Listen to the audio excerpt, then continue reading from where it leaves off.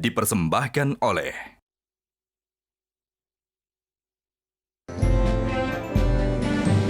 Halo, selamat siang pemirsa, apa kabar Anda? Semoga masih dalam keadaan sehat dan juga semangat. Senang sekali saya Abdi Azwar Sahi dapat menemani Anda selama 1 jam ke depan dalam live event Pernyataan Pers Tahunan Menteri Luar Negeri tahun 2023. Dan pemirsa, dunia tengah menghadapi berbagai tantangan mendesak. Mulai dari pemulihan dari dampak pandemi COVID-19, kemudian dampak perang di Ukraina, ancaman resesi ekonomi hingga perubahan iklim. Di saat yang sama, rivalitas kekuatan besar meningkat tajam sehingga mempersulit upaya bersama untuk mengatasi tantangan global. Dalam berbagai tantangan tersebut, dunia memerlukan kepemimpinan yang kuat dan dapat menciptakan semangat kerjasama dan juga kolaborasi. Untuk itu, pemirsa, Kementerian Luar Negeri setiap tahunnya mengadakan pernyataan pers luar negeri yang akan disampaikan langsung oleh Menteri Luar Negeri Republik Indonesia Retno Marsudi. Dan langsung saja kita saksikan bersama pemirsa, inilah rangkaian acara live event Pernyataan Pers Tahunan Menteri Luar Negeri tahun 2023. Mari kita saksikan bersama berikut ini. Challenge after challenge. Crisis after crisis. The COVID-19 pandemic is not yet over. The global economy has not fully recovered.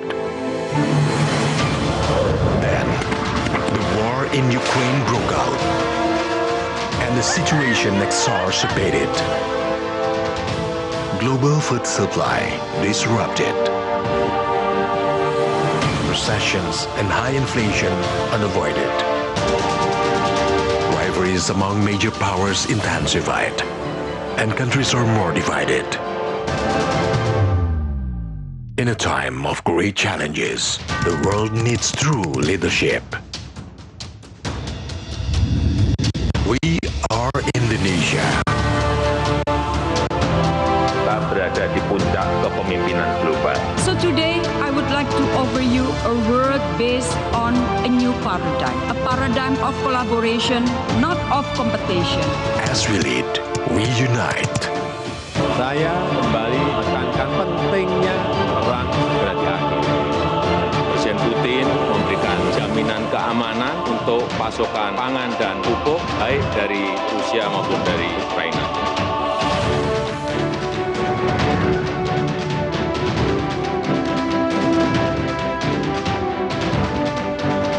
The group of 20 major economies adopted a joint declaration.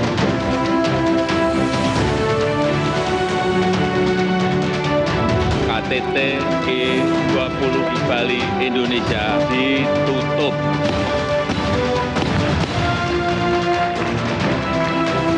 As we lead, we deliver. Indonesia terus berkomitmen untuk terus memperjuangkan dan menyuarakan kesetaraan vaksin.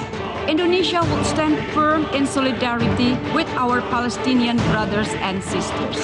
We cannot afford to have a lost generation of Afghan women. Bantuan kemanusiaan Indonesia untuk Afghanistan.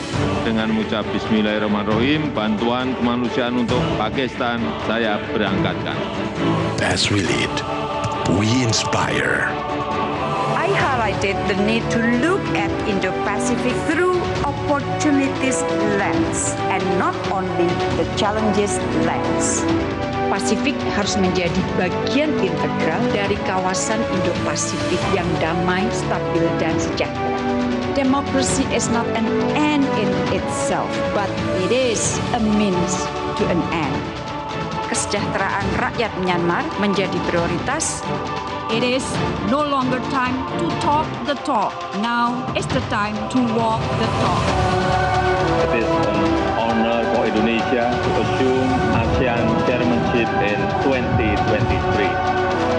Kita tidak hanya harus maju bersama, namun juga harus maju setara. Let us shape better future together. Because we believe Indonesia can contribute. We believe Indonesia matters. I'm Retno Marsudi. I'm sending this message to all countries around the world. The challenges before us are great, but we are greater. Together, we can solve all challenges. We must be united.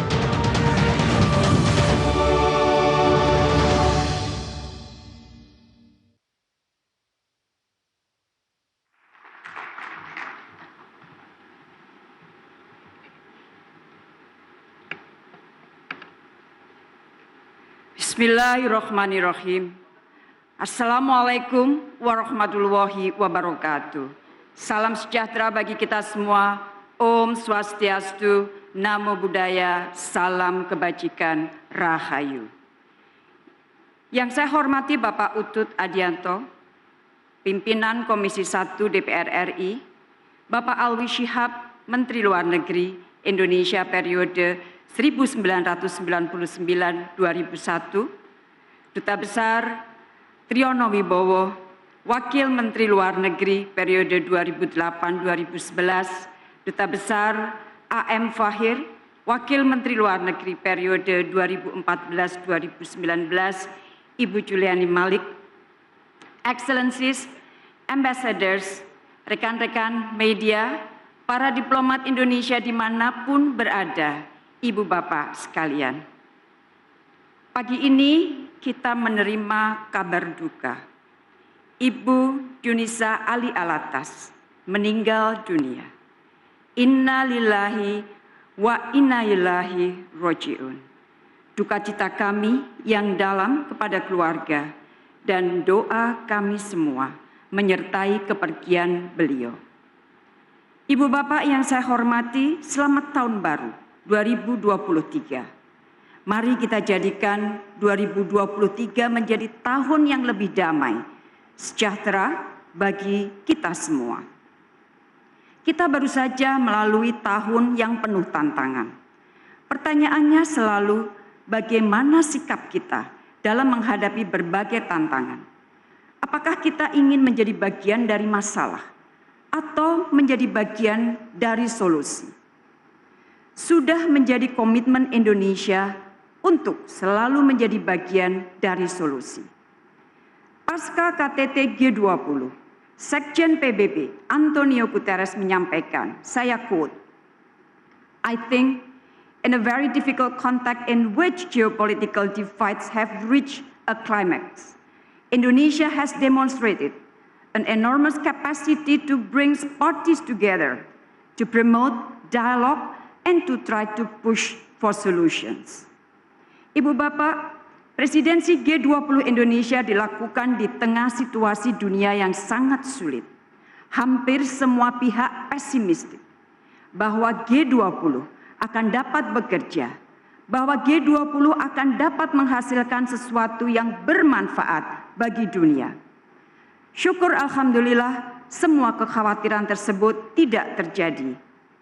Kepemimpinan Indonesia mampu menjadikan G20 tetap utuh, dapat bekerja, dan menghasilkan banyak kerjasama konkret yang bermanfaat bagi dunia, termasuk bagi negara-negara berkembang. KTT G20 juga menghasilkan sebuah deklarasi Bali yang berbobot. Tanpa mengorbankan prinsip-prinsip piagam PBB, deklarasi Bali mampu menghadirkan komitmen kerjasama yang konkret. Selama presidensi, Indonesia berhasil mencapai beberapa terobosan kerjasama, antara lain pembentukan Pandemic Fund, Bali Compact dan Bali Energy Transition Roadmap, Digital Innovation Network, serta operasionalisasi Resilience and Sustainability Trust untuk membantu ruang fiskal negara berkembang. Deklarasi Bali dilengkapi aneks berisi 361 list kerjasama dan proyek antara G20 dan mitra untuk dunia. Ibu Bapak, satu tanggung jawab besar sebagai Presiden G20 telah dapat ditunaikan Indonesia dengan baik. While we lead, we unite. While we lead, we deliver. Saya ingin sampaikan sekali lagi penghargaan kepada semua pihak yang telah mendukung presidensi Indonesia di G20. Indonesia membuktikan bahwa persahabatan dan kolaborasi telah mendatangkan manfaat bagi dunia.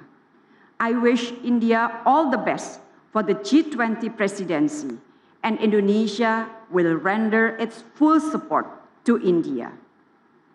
Ibu bapak yang saya hormati, selain menjalankan presidensi G20, selama tahun 2022, diplomasi Indonesia juga terus dijalankan secara aktif. Pertama, pelaksanaan diplomasi kedaulatan. Tahun kemarin, perundingan batas maritim dilakukan dengan Vietnam, Filipina, Malaysia, dan Palau. Beberapa kemajuan yang dicapai antara lain ditandatanganinya kesepakatan batas ZEE Indonesia-Vietnam setelah perundingan 12 tahun. Semua perundingan batas maritim dijalankan Indonesia dengan sepenuhnya menghormati UNCLOS 1982. Sementara untuk batas darat, berbagai perundingan dengan Malaysia dan Timor Leste kembali diintensifkan. Indonesia dan Malaysia juga telah menyelesaikan perundingan revisi perjanjian pelintasan perbatasan dan perjanjian perdagangan perbatasan yang akan ditandatangani tahun ini. Kedua, pelaksanaan diplomasi pelindungan WNI. Sepanjang 2022 telah diselesaikan lebih 30.000 kasus pelindungan WNI, termasuk pemulangan 422 WNI korban sindikat online scams dari Kamboja, pembebasan 22 WNI dari ancaman hukuman mati, evakuasi 133 WNI dari Ukraina, dan fasilitasi pengembalian hak-hak finansial WNI di luar negeri lebih dari 120 miliar rupiah. Upaya pencegahan juga terus diperkuat melalui kesepakatan bilateral dengan Malaysia dan Saudi Arabia, dua negara dengan tingkat konsentrasi PMI.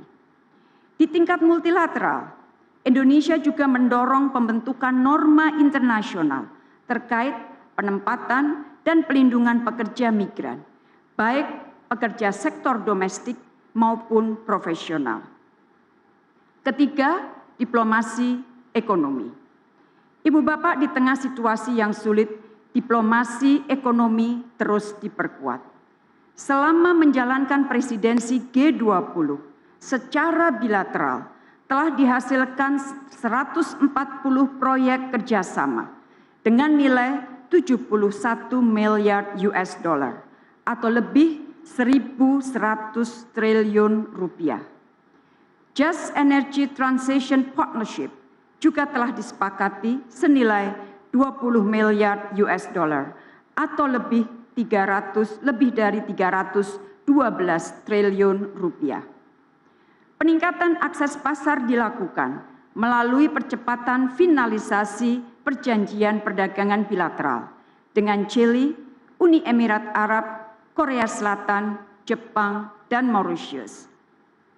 Di tingkat regional, ratifikasi RCEP selesai dilakukan. Dilakukan juga perundingan upgrading perjanjian ASEAN Australia New Zealand FTA, ASEAN Hong Kong FTA, dan dukungan Indonesia Expo 2022 telah menghasilkan transaksi lebih dari 15 miliar US dollar atau setara 233 triliun rupiah. Pertemuan bisnis dengan Amerika Latin dan Karibia dan negara-negara Eropa Timur kembali dilakukan dengan nilai kerjasama sebesar ratusan juta US dollar. Keempat, pelaksanaan diplomasi kesehatan. Ibu bapak, selama pandemi, diplomasi dijalankan untuk mendukung pemulihan kesehatan nasional dan global. 516 juta dosis vaksin telah diperoleh Indonesia. 137 juta dosis diantaranya diperoleh melalui kerjasama bilateral dan multilateral. 412 juta dosis vaksin telah disuntikkan kepada masyarakat Indonesia. Indonesia terus memperjuangkan akses vaksin bagi semua negara melalui co-chairmanship-nya dalam COVAX AMC Engagement Group. Hingga Desember 2022, COVAX telah menyalurkan 1,88 miliar dosis vaksin ke 146 negara, termasuk 103 juta dosis ke Indonesia. Indonesia juga menjadi salah satu tuan rumah APCID, menjadi tuan rumah IHM, dan aktif mengawal proses penyusunan Pandemic Treaty yang baru. Kontribusi keuangan untuk dunia di bidang kesehatan juga diberikan melalui hibah 50 juta US dollar untuk Pandemic Fund, 5 juta US dollar untuk CEPI, komitmen 15,5 juta dolar Amerika untuk Global Fund, dan 5 juta US dollar untuk mekanisme Regional Reserve of Medical Supplies. Untuk memperkuat ketahanan kesehatan nasional, diplomasi bekerja untuk menjadikan Indonesia sebagai pusat riset dan produksi vaksin di kawasan. Indonesia telah terpilih sebagai penerima teknologi vaksin mRNA dari WHO. Bulan Oktober lalu, Presiden Indonesia telah meluncurkan Indovac, vaksin COVID-19 produksi dalam negeri hasil kolaborasi Bio Farma dengan Baylor College of Medicine dari Amerika Serikat. Kelima, kontribusi Indonesia di kawasan dan dunia. Ibu Bapak, situasi pandemi dan berbagai krisis lainnya tidak menyurutkan kontribusi Indonesia untuk dunia. Sepanjang tahun lalu, perhatian dunia terfokus pada perang di Ukraina. Secara konsisten, Indonesia menyampaikan pentingnya penghormatan prinsip integritas wilayah dan kedaulatan negara lain. Secara konsisten, Indonesia mengajak pihak-pihak terkait untuk memulai pembicaraan damai dan menghentikan perang. Indonesia juga berupaya agar reintegrasi ekspor grain dari Ukraina dan gandum serta pupuk dari Rusia dapat dilakukan. Dalam konteks inilah kunjungan Presiden Indonesia dilakukan di Kiev dan Moskow pada bulan Juli lalu. Sebagai wujud kepedulian terhadap kemanusiaan, Indonesia telah memberikan bantuan hibah tunai, obat-obatan dan alat kesehatan, serta komitmen rekonstruksi rumah sakit di Ukraina. Untuk Afghanistan, selain bantuan kemanusiaan, Indonesia terus aktif mendukung rakyat Afghanistan, terutama kaum perempuan Afghanistan, antara lain melalui Dialog Ulama Trilateral Afghanistan Indonesia Qatar di Doha, aktif berpartisipasi dalam misi ulama OKI ke Kabul, penandatanganan dengan Qatar untuk memperkuat bantuan kemanusiaan dan pengembangan kapasitas bagi Afghanistan, dan bulan Desember menyelenggarakan International Conference on Afghan Women Education untuk mendukung pendidikan bagi perempuan Afghanistan. Terkait Palestina, dukungan terhadap perjuangan bangsa Palestina terus dilakukan. Bantuan kemanusiaan diberikan dalam bentuk hibah sebesar 14,4 miliar rupiah untuk penanganan dampak pandemi, 7,2 miliar rupiah melalui ICRC, 3 miliar rupiah dialokasikan setiap tahun untuk pengungsi Palestina melalui UNRWA. Indonesia juga selalu berupaya untuk hadir bersolidaritas dengan negara-negara sahabat, antara lain melalui bantuan kemanusiaan pada bencana banjir di Pakistan, dampak krisis ekonomi di Sri Lanka, pandemi di beberapa negara Pasifik, antara lain Solomon Islands, PNG, dan Fiji. Sepanjang tahun lalu, pemajuan HAM di tingkat kawasan dan global terus menjadi perhatian Indonesia, antara lain melalui UPR Cycles keempat, Regional Seminar UN Convention Against Torture, Regional Conversation on Human Rights, dan ASEAN Human Rights Dialogue 2022. Tahun lalu Indonesia kembali menyelenggarakan Bali Demokrasi Forum ke-15. Indonesia juga telah mencalonkan diri kembali sebagai anggota Dewan HAM PBB untuk periode 2024-2026.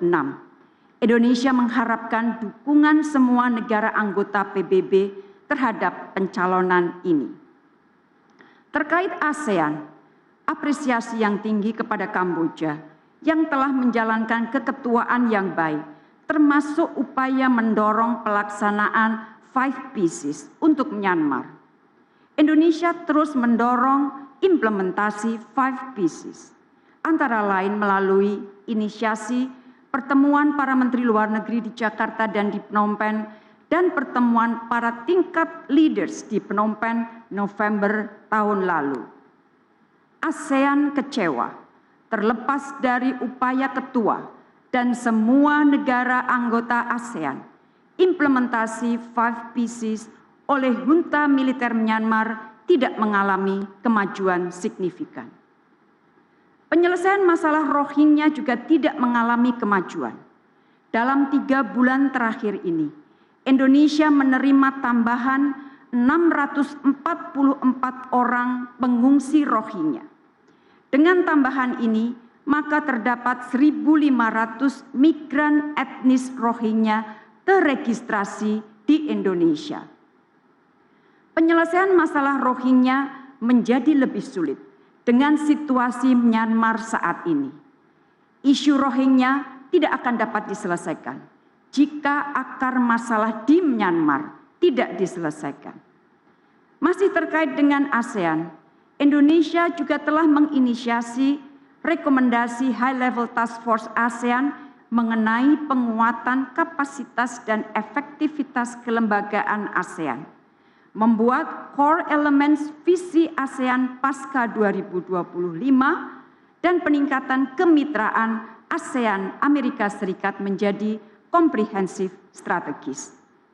Indonesia menyambut baik penerimaan secara prinsip keanggotaan Timor Leste di ASEAN. Untuk Indo-Pasifik, Indonesia terus mendorong kerjasama konkret yang inklusif dalam implementasi AOIP. Implementasi AOIP harus utamakan dalam semua kegiatan ASEAN. Dalam konteks inilah, atas inisiatif Indonesia telah disepakati ASEAN Leaders Declaration on Mainstreaming 4 Priorities Areas on the ASEAN Outlook on the Indo-Pacific within ASEAN-led Mechanism. Ibu Bapak yang saya hormati, sebagai bagian dari bangsa Pasifik, berbagai upaya meningkatkan kerjasama dengan negara-negara Pasifik Selatan juga terus dilakukan tahun lalu. September lalu, saya melakukan kunjungan kerja ke Fiji dan Solomon Islands. Kerjasama pembangunan diperkuat, antara lain melalui pembangunan Regional Agriculture Training Center di Fiji untuk memperkuat ketahanan pangan di Pasifik. Serah terima lapangan futsal multiguna di Solomon Islands untuk mendukung penyelenggaraan Pacific Games dan memulai pembangunan rumah sakit di Solomon Islands. Desember lalu, Indonesia juga telah menjadi tuan rumah Archipelagic and Island State Ministerial Forum dan Indonesia Pacific Forum for Development atau IPFD.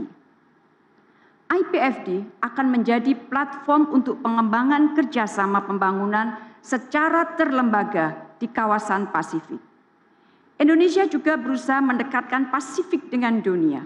Di bawah presidensi Indonesia, untuk pertama kalinya, wakil dari Pacific Island Forum diundang dalam rangkaian acara G20. Terdapat 10 proyek kerjasama yang khusus didedikasikan untuk negara-negara Pasifik Selatan, 2 diantaranya diinisiasi oleh Indonesia.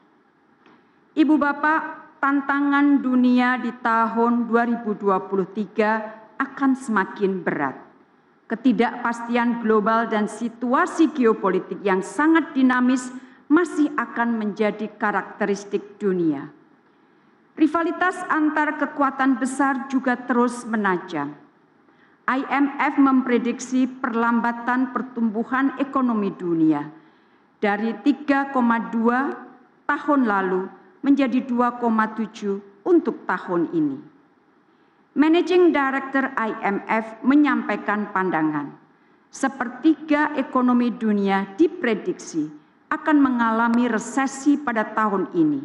Bahkan di negara yang tidak mengalami resesi, ratusan juta penduduknya akan merasa berada dalam resesi. WFP memperkirakan setidaknya 50 juta orang akan mengawali tahun 2023 di ambang famine.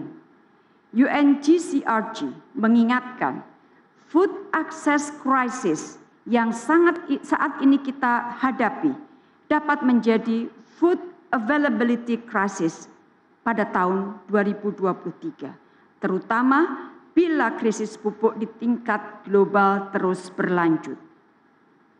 Isu perubahan iklim masih akan terus menjadi perhatian dunia. Ibu Bapak, di tengah tantangan dunia yang semakin sulit ini, cara pandang positif, kerjasama, dan optimisme justru semakin diperlukan. Cara pandang inilah yang akan digunakan Indonesia dalam menjalankan keketuaan di ASEAN tahun ini. Indonesia ingin menjadikan ASEAN resilient dan menjadi barometer kerjasama yang dapat berkontribusi bagi perdamaian, stabilitas, dan kesejahteraan kawasan dan dunia. Dengan semangat ini, keketuaan ASEAN 2023 mengambil tema ASEAN Matters, Epicentrum of Growth. Dengan ASEAN Matters, Indonesia bertekad menjadikan ASEAN tetap penting dan relevan bagi rakyat ASEAN and beyond. Dalam kaitan ini, maka masa depan ASEAN harus mulai disiapkan untuk menyongsong ASEAN 2045. Sentralitas ASEAN harus diperkuat agar mampu menjaga perdamaian, stabilitas, kemakmuran di Asia Tenggara dan Indo-Pasifik. Kerjasama penanganan kejahatan lintas batas penting diperkuat, demikian juga dengan ASEAN Human Rights Dialogue. Melalui subtema Epicentrum of Growth, Indonesia bertekad untuk terus menjadikan Asia Tenggara sebagai pusat pertumbuhan ekonomi. The history and the story of ASEAN is always related to economy. Di tengah ancaman resesi, ekonomi Asia Tenggara diperkirakan masih lebih baik dari rata-rata pertumbuhan ekonomi dunia. Economists say that Southeast Asia is likely to stay a bright spot on the world edging toward a recession. ADB memperkirakan pertumbuhan ekonomi ASEAN mencapai 4,7% pada 2023. Di bawah subtema Epicentrum of Growth, beberapa kerjasama akan diperkuat, antara lain ketahanan pangan kawasan, ketahanan energi, kesehatan, dan kerjasama keuangan. Kawasan Indo-Pasifik yang damai dan stabil, penghormatan terhadap hukum internasional, dan kerjasama yang inklusif merupakan kunci bagi ASEAN untuk menjadi epicentrum of growth. Untuk itu, implementasi AOIP akan menjadi ruh besar pelaksanaan prioritas keketuaan Indonesia. Ibu Bapak, banyak negara memiliki konsep Indo-Pasifik. Disinilah diperlukan sebuah sinergi sehingga berbagai konsep tersebut tidak akan semakin memperuncing rivalitas. Paradigm of collaboration akan menjadi pendekatan Indonesia di Indo-Pasifik. Indonesia akan terus menekankan bahwa Indo-Pasifik harus didekati tidak saja dari aspek security, namun juga dari aspek pembangunan ekonomi secara inklusif. Indonesia akan menyelenggarakan flagship event selama keketuaannya di ASEAN, yaitu ASEAN Indo-Pacific Forum, dengan fokus pada beberapa kegiatan, yaitu Creative Economy, Youth Conference on Digital Economy for SDGs, Infrastructure Forum, dan Business and Investment Summit. Selama keketuaannya, Indonesia juga akan terus mempererat hubungan ASEAN dengan PIF. Mengenai Myanmar, sebagai ketua dan sesuai amanah 5PC, Indonesia akan berusaha semaksimal mungkin membantu Myanmar keluar dari krisis politik. Office of Special Envoy akan dibentuk dan dipimpin oleh Menteri Luar Negeri. Langkah yang akan diambil Indonesia akan selalu berdasar prinsip dan nilai fundamental Piagam ASEAN in its entirety, antara lain adherence to the rule of law, good governance, principle of democracy, and constitutional government. Sesuai 5PC dan keputusan KTT ASEAN di Phnom Penh, Indonesia akan melakukan engagement dengan semua stakeholders. Hanya melalui engagement dengan semua stakeholders, maka mandat 5PC mengenai fasilitasi bagi terciptanya dialog nasional dapat dilakukan. Kolaborasi dengan utusan khusus Sekjen PBB akan terus dilakukan. Indonesia meminta agar akses kepada semua stakeholders diberikan untuk Sekjen ASEAN dan AHA Center agar mereka dapat melanjutkan misi bantuan kemanusiaan. Keketuaan Indonesia juga akan memastikan bahwa pembangunan komunitas ASEAN akan tetap menjadi fokus utama. Isu Myanmar tidak akan dibiarkan menyandra proses penguatan pembangunan komunitas ASEAN. KTT ASEAN akan dilakukan 2 kali, yaitu bulan Mei dan bulan September. Ibu Bapak yang saya hormati, selain fokus pada pelaksanaan keketuaan ASEAN, tahun ini diplomasi Indonesia juga akan diprioritaskan pada beberapa hal. Pertama, penguatan diplomasi kedaulatan. Perundingan perbatasan maritim akan difokuskan antara lain finalisasi perjanjian batas laut teritorial dengan Malaysia di segmen Laut Sulawesi dan Selat Malaka bagian selatan. Presiden dan PM Malaysia sudah berkomitmen untuk menandatangani pada tahun ini. Perundingan penetapan batas landas kontinen dengan Filipina. Perundingan teknis dengan Palau untuk memperoleh kesepakatan parsial garis batas ZEE di segmen tertentu. Untuk perundingan batas darat, prioritas antara lain perundingan penegasan batas darat pada unresolved segmen yang tersisa dengan Timor Leste, yaitu Noel Besi, Citrana, dan Bijay Sunan Oben.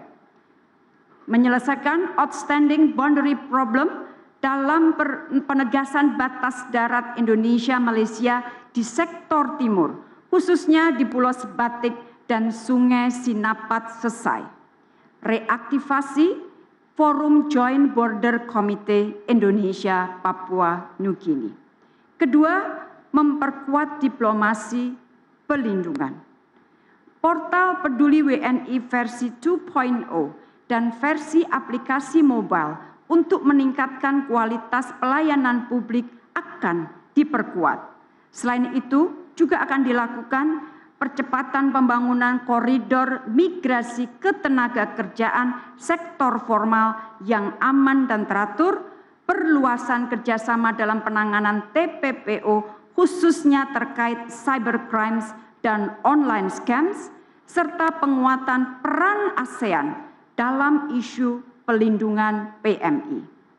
Untuk mendukung pelaksanaan pemilu, pembaruan data di WNI di luar negeri terus kita lakukan.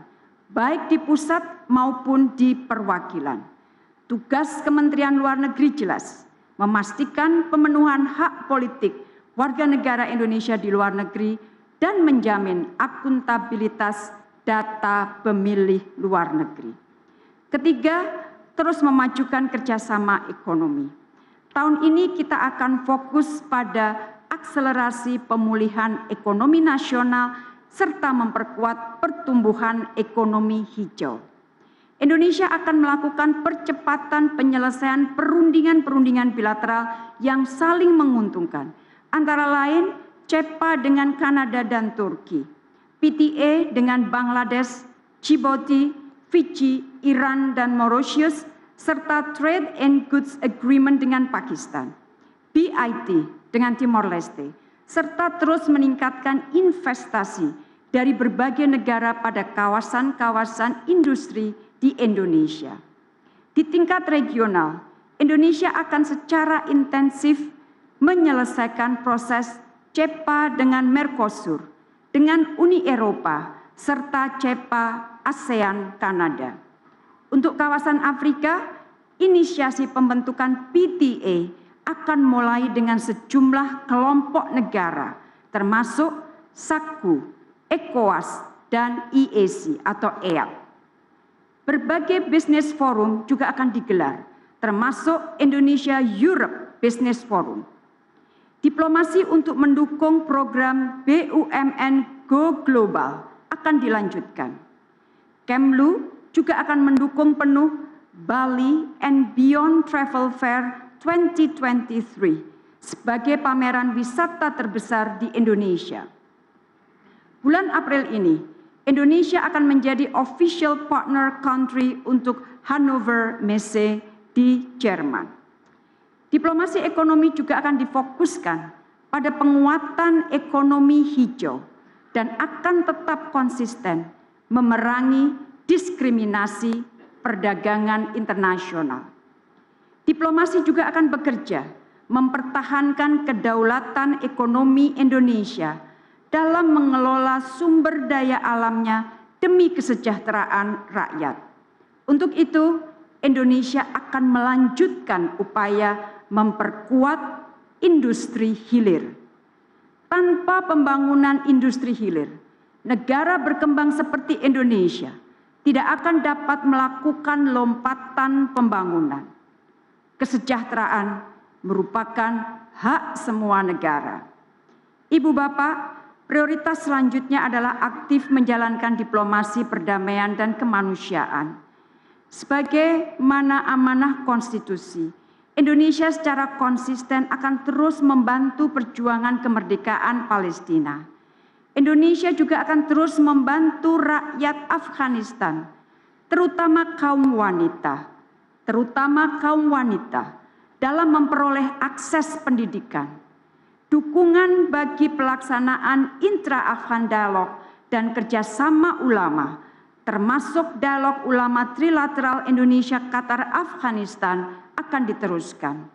Indonesia juga akan mendorong OKI untuk lebih aktif dalam menyelesaikan isu Palestina dan Afghanistan. Indonesia akan terus mendukung upaya perdamaian Ukraina dan Rusia. Tahun 2023, Indonesia akan menjadi ketua MIKTA. Keketuaan Indonesia akan mengusung 3 prioritas besar: penguatan multilateralisme, pemulihan inklusif, serta transformasi digital. Indonesia akan berupaya meningkatkan visibilitas MIKTA sebagai bridge builder dalam penyelesaian berbagai isu global. Ibu Bapak, berbekal peran, keaktifan, dan kontribusi Indonesia untuk dunia, maka Indonesia telah memutuskan untuk mencalonkan diri sebagai anggota tidak tetap Dewan Keamanan PBB untuk periode 2029-2030. Semua persiapan akan dimulai dari sekarang, dan Indonesia sangat berharap dukungan semua negara terhadap rencana pencalonan tersebut. Ibu bapak yang saya hormati, tantangan bagi diplomasi Indonesia ke depannya hanya akan bertambah berat. Lingkungan kerja yang kondusif dan komitmen memperkuat reformasi birokrasi untuk meraih predikat WBK, WBMM akan terus diperkuat. Kesetaraan dan pengarus utamaan gender akan terus menjadi bagian integral program di pusat dan perwakilan. Penguatan kelembagaan akan kita lanjutkan agar adaptif dengan dinamika dan tantangan di lapangan. Last but not least, peningkatan kesejahteraan akan terus diperjuangkan. Ibu bapak yang saya hormati, mengakhiri PPTM ini, saya ingin menyampaikan penghargaan dan apresiasi yang setinggi-tingginya kepada Komisi 1 DPR RI, teman-teman dari media, para pemangku kepentingan terkait, seluruh pihak, dan terutama kepada para semua diplomat Indonesia dimanapun teman-teman sedang bertugas saat ini. Terima kasih atas dukungan dan kerjasamanya dalam pelaksanaan diplomasi Indonesia. Indonesia akan terus berkontribusi dan memainkan kepemimpinannya di tengah situasi dunia yang penuh tantangan. Indonesia will continue to contribute and play its leadership amidst a world full of challenges. Leadership in the challenging world. Terima kasih. Wassalamualaikum warahmatullahi wabarakatuh.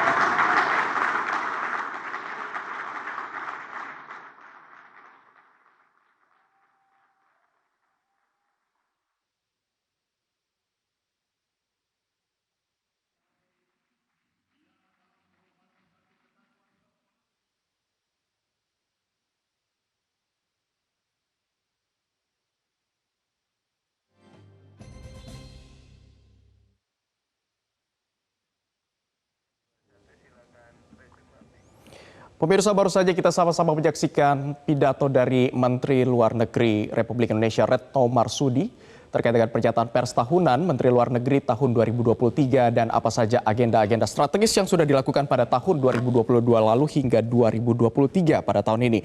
Kalau kita simak bersama tadi pemirsa, dalam pidato disampaikan terkait dengan berbagai diplomasi dan juga kerjasama yang sudah dijalin oleh Indonesia dengan beberapa negara dan juga kawasan, termasuk di kawasan Pasifik dan juga di ASEAN serta di beberapa negara lainnya.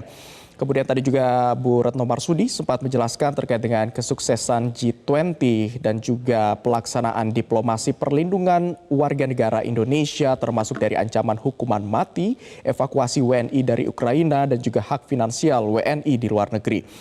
Sementara itu dari sisi diplomasi ekonomi juga terus diperkuat melalui G20. Pemirsa, kalau kita dengarkan tadi sama-sama ada sebanyak 140 proyek kerjasama yang nilainya lebih dari 1.100 triliun rupiah ini sudah dihasilkan dari diplomasi ekonomi melalui G20 kemarin.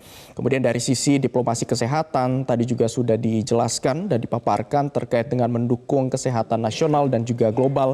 Ada sebanyak 515 juta dosis vaksin di mana 130 juta diantaranya ini diperoleh dari kerjasama bilateral dan juga multilateral.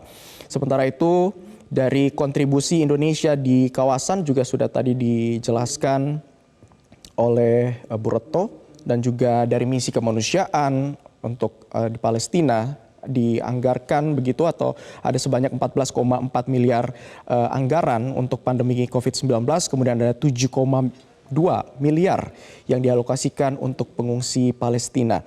Sementara itu untuk negara-negara sahabat, bantuan banjir juga sempat diberikan oleh Indonesia seperti di Pakistan dan juga di negara Pasifik Solomon Island.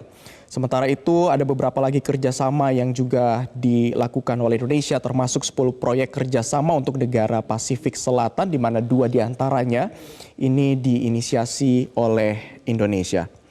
Pemirsa, dalam pidatonya tadi juga Menteri Luar Negeri Retno Marsudi mengatakan beberapa kerjasama lainnya termasuk dari kawasan ASEAN ini juga terus diupayakan oleh pihak Indonesia, diantaranya dengan menjadi tuan rumah ASEAN di tahun 2023 ini. Pemirsa, kalau kita simak tadi sama-sama bersama bahwa tema tahun ini yang diangkat adalah ASEAN Matters Epicentrum of Growth, di mana kerjasama yang nantinya akan dilakukan adalah salah satunya terkait dengan ketahanan pangan dan juga energi, dan mempersiapkan Asia Tenggara sebagai pusat pertumbuhan ekonomi, di mana pertumbuhan Asia Tenggara kalau kita lihat tadi datanya dipaparkan bahwa masih lebih baik dari pertumbuhan ekonomi dunia secara keseluruhan. Sementara itu banyak negara berkonsep Indo-Pasifik tadi juga dipaparkan, sehingga paradigm of collaboration ini akan menjadi pendekatan Indonesia dari Indo-Pasifik.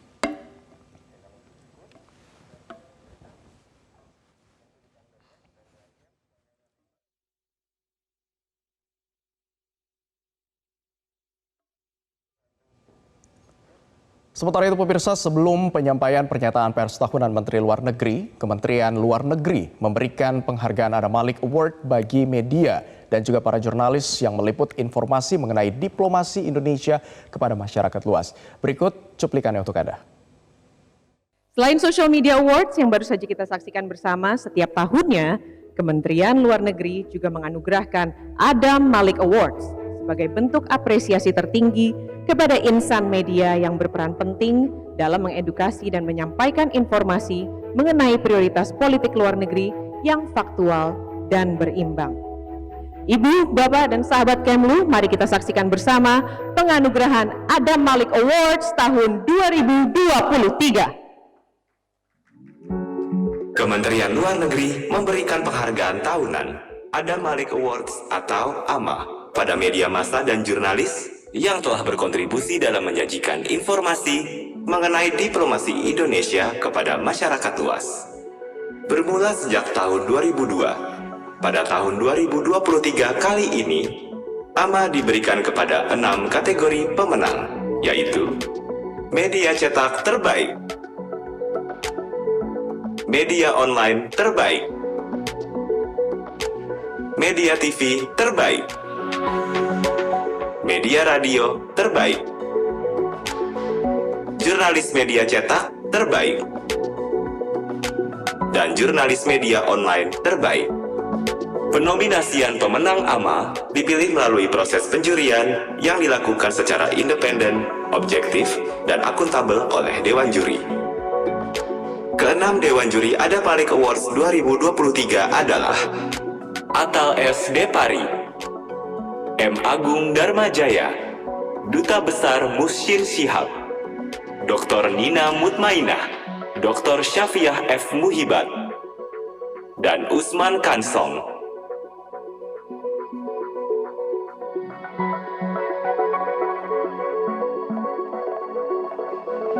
Nominasi kategori media cetak terbaik adalah Kompas, Media Indonesia, The Jakarta Post. Pemenang Adam Malik Awards 2023 kategori media cetak terbaik adalah Kompas.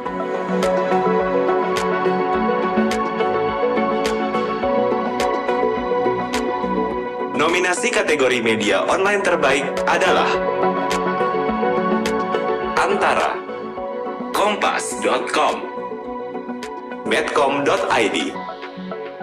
Pemenang Adam Malik Awards 2023 kategori media online terbaik adalah Medcom.id.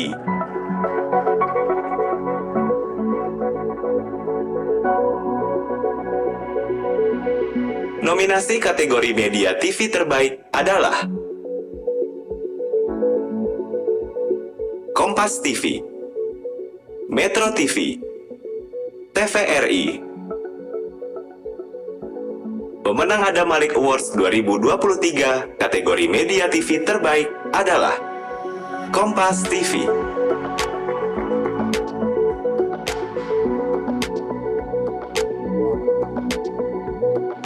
Nominasi kategori media radio terbaik adalah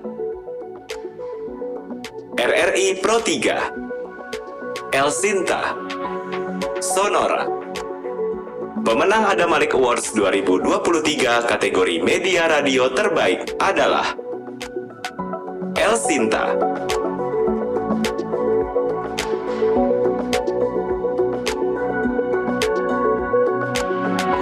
Nominasi kategori Jurnalis Media Cetak Terbaik adalah Diananda Rahmasari, Rakyat Merdeka. Novi Lumanau, Investor Daily. Yvette Tanamal, The Jakarta Post. Pemenang Adam Malik Awards 2023 kategori Jurnalis Media Cetak Terbaik adalah Diananda Rahmasari, Rakyat Merdeka.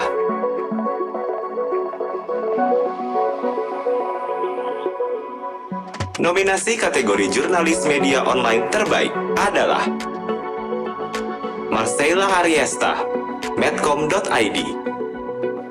Willy Haryono, Medcom.id. Yasinta Diva Pramudiani, Antara.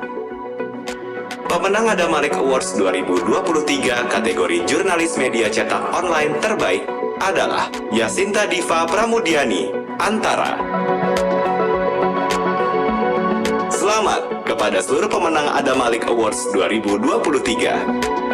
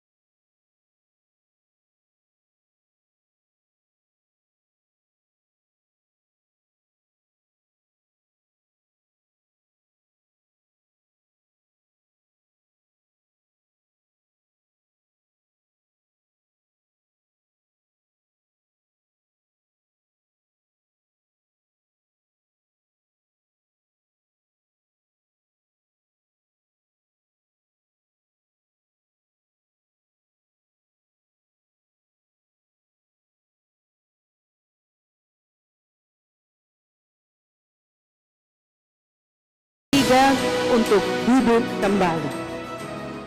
Dan pemirsa, untuk informasi selanjutnya kita akan bergabung bersama dengan rekan Gemma Tanjung dari lokasi acara. Kita sapa terlebih dahulu. Selamat siang Gemma. Ada agenda apa selanjutnya pada hari ini di sana dan seperti apa kondisi terkini dari Kementerian Luar Negeri, Gemma?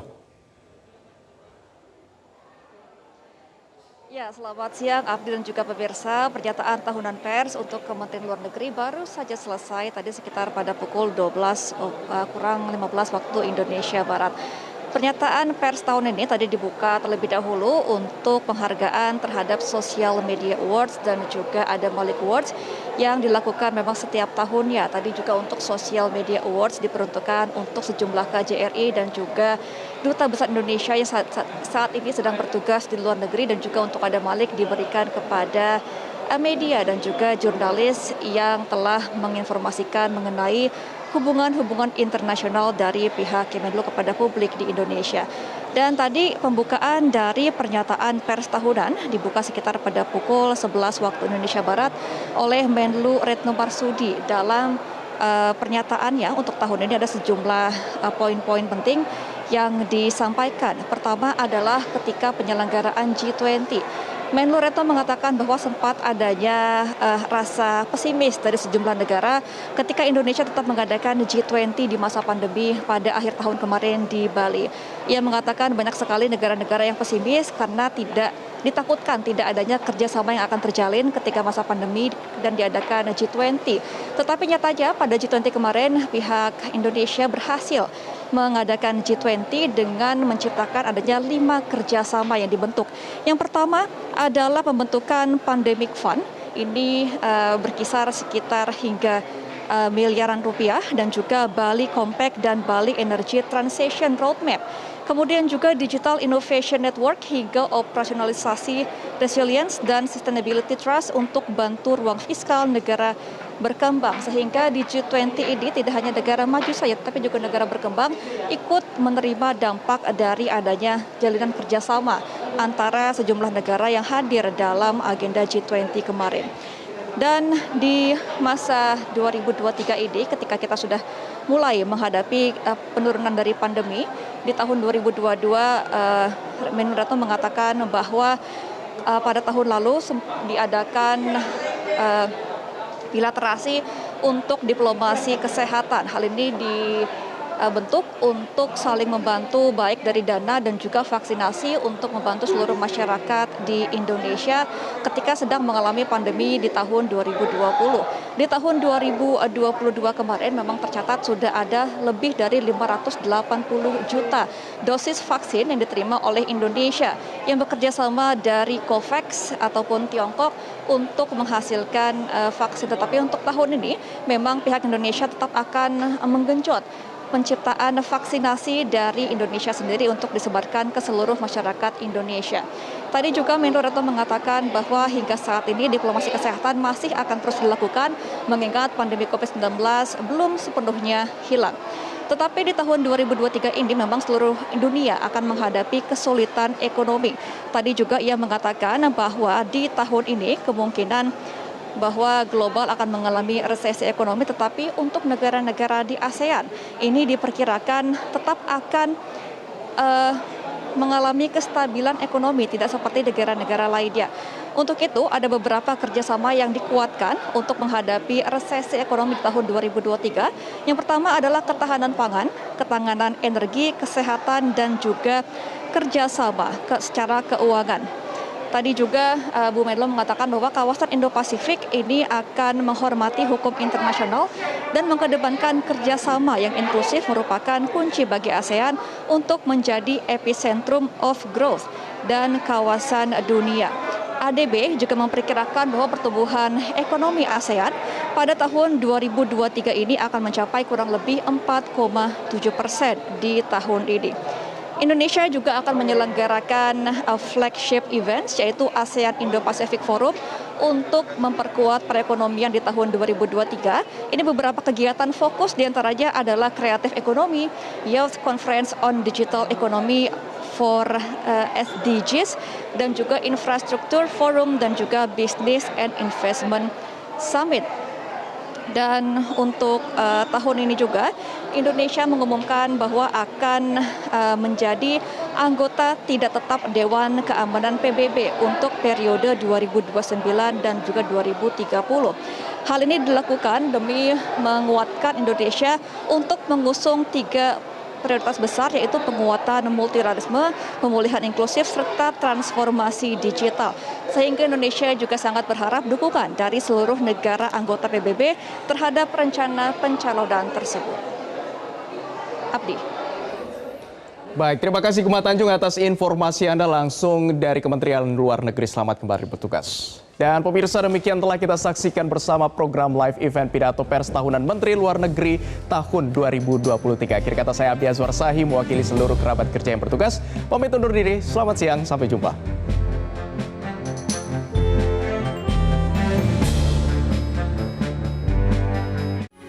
Metro TV